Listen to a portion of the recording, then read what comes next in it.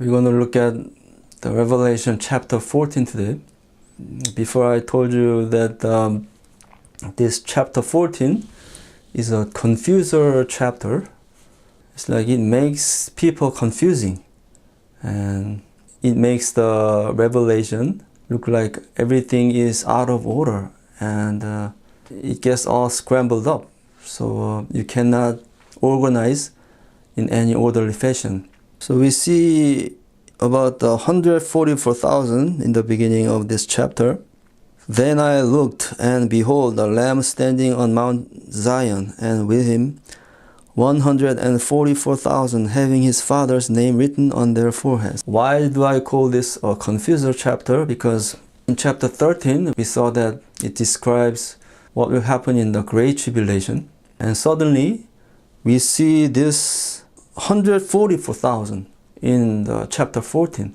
So before, whenever I read this, I always wondered why 144,000 is standing on the Mount Zion with Jesus, because I knew that Jesus will return after the Great Tribulation. So why is Jesus standing on the Mount Zion before he returns in the second advent? So when does this happen? Like 144,000 standing with Jesus on Mount Zion.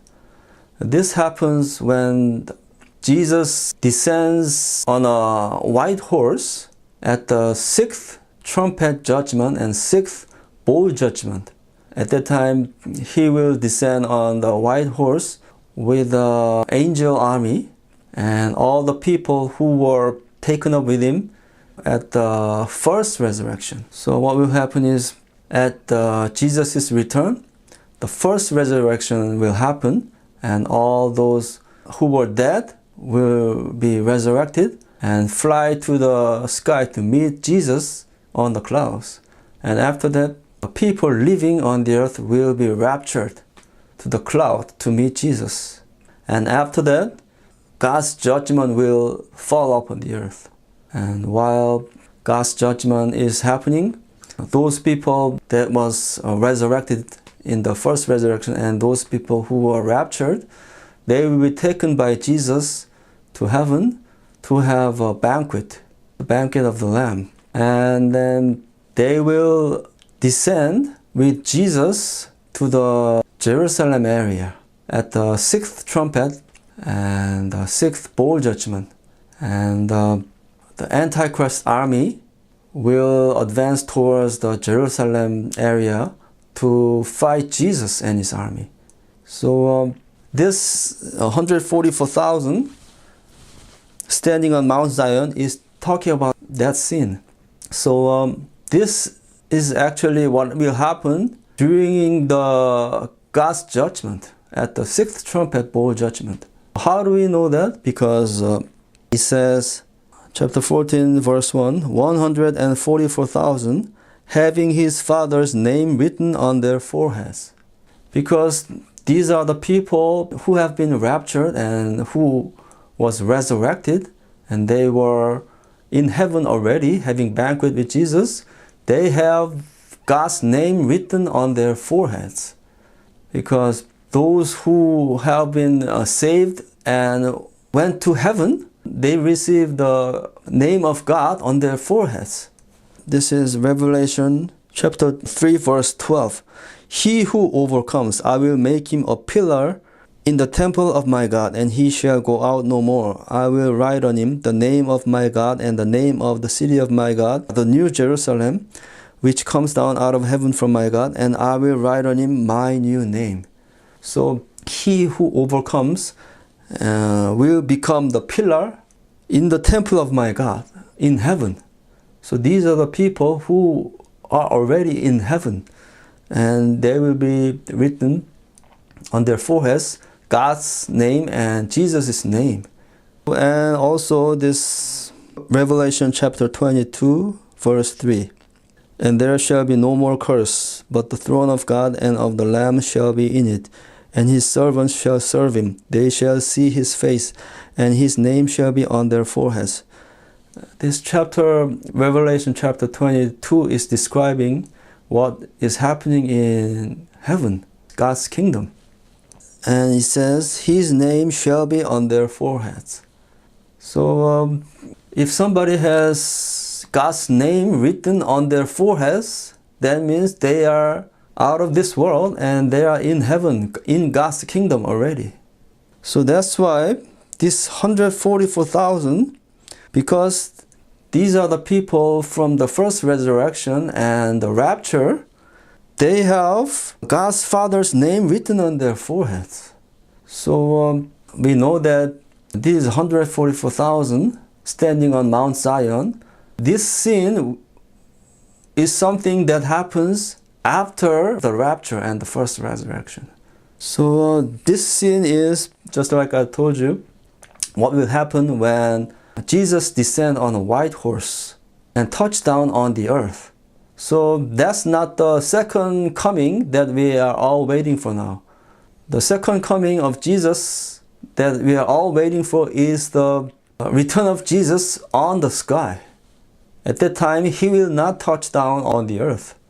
So this 144,000 standing with Jesus on the Mount Zion is what will happen after the rapture during God's judgment. So we continue here.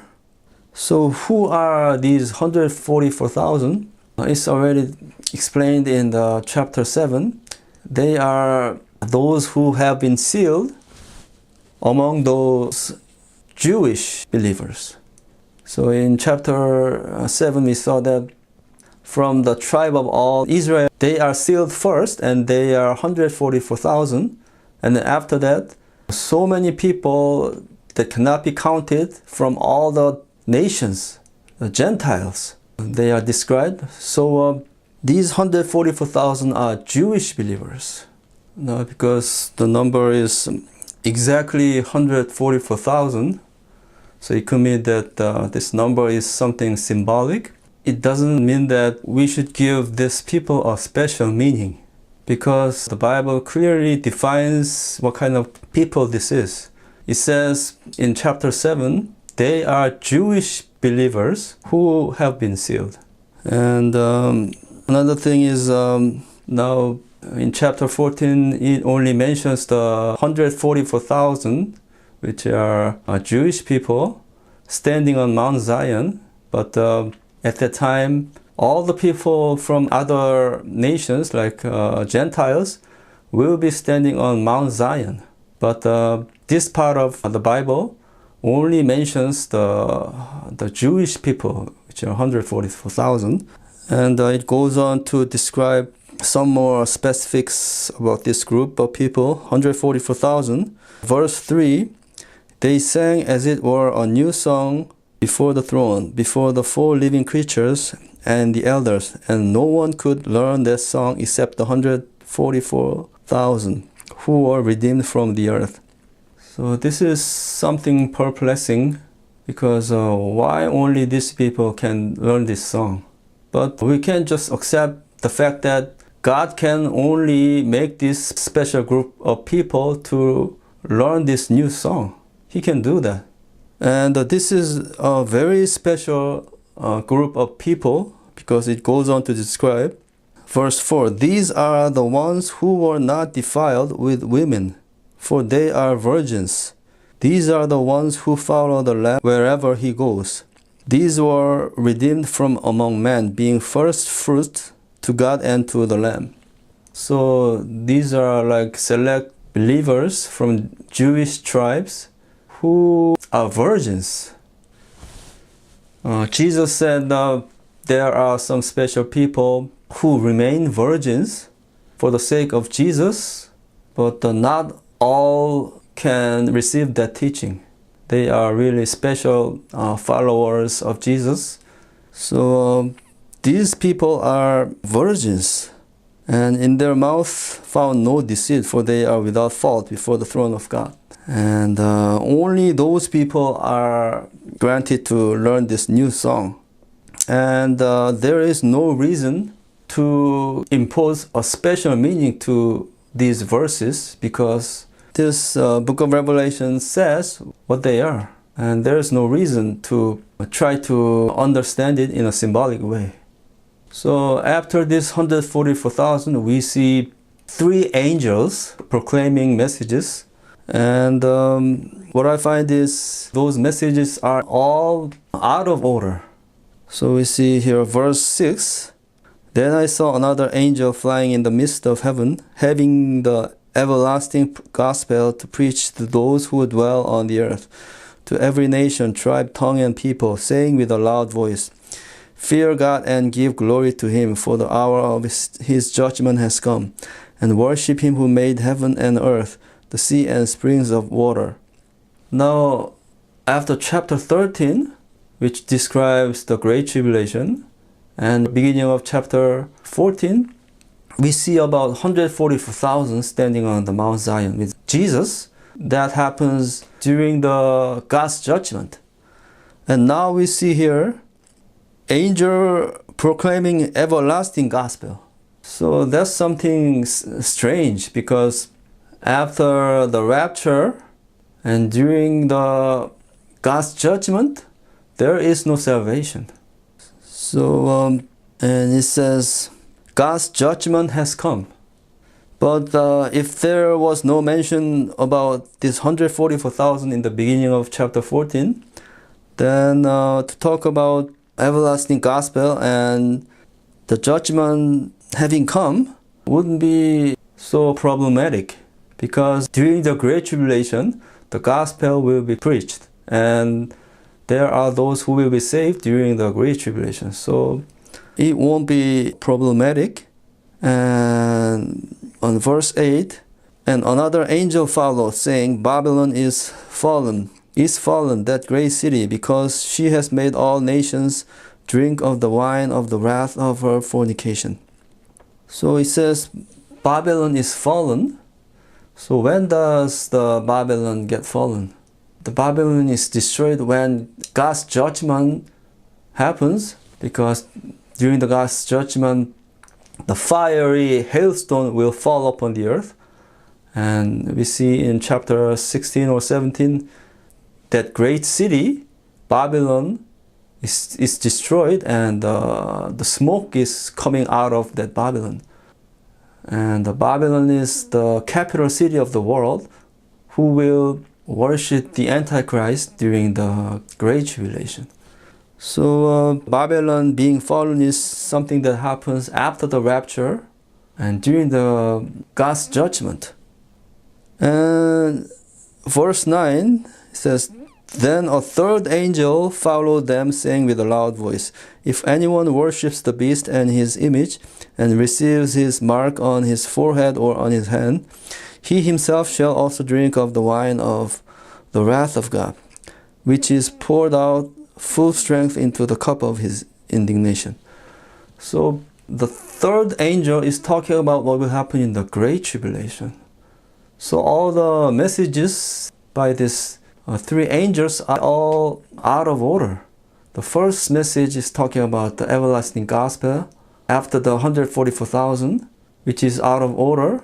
And then the second angel talks about Babylon being fallen.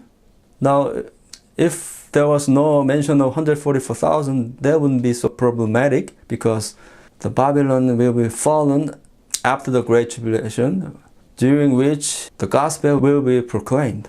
But this third angel is talking about the Great Tribulation, so it goes back. So it's all out of order here. And verse 13, Then I heard a voice from heaven saying to me, Write, Blessed are the dead who die in the Lord from now on. Yes, says the Spirit, that they may rest from their labors, and their work follow them. So this is what will happen during the Great Tribulation. And after that, we see the return of Jesus and the rapture. Verse 14, Then I looked, and behold, a white cloud, and on the cloud sat one like the Son of Man, having on his head a golden crown, and in his hand a sharp sickle. And another angel came out of the temple, crying with a loud voice to him who sat on the cloud, Thrust in your sickle and reap, for the time has come for you to reap, for the harvest of the earth is ripe. So he who sat on the cloud thrust in his sickle on the earth, and the earth was ripped. This is talking about the Jesus' return and the rapture in a symbolic way, because when Jesus returns, he will return on the cloud, and then all the people living will be raptured and fly toward Jesus, and those who are asleep will be flown together to Jesus.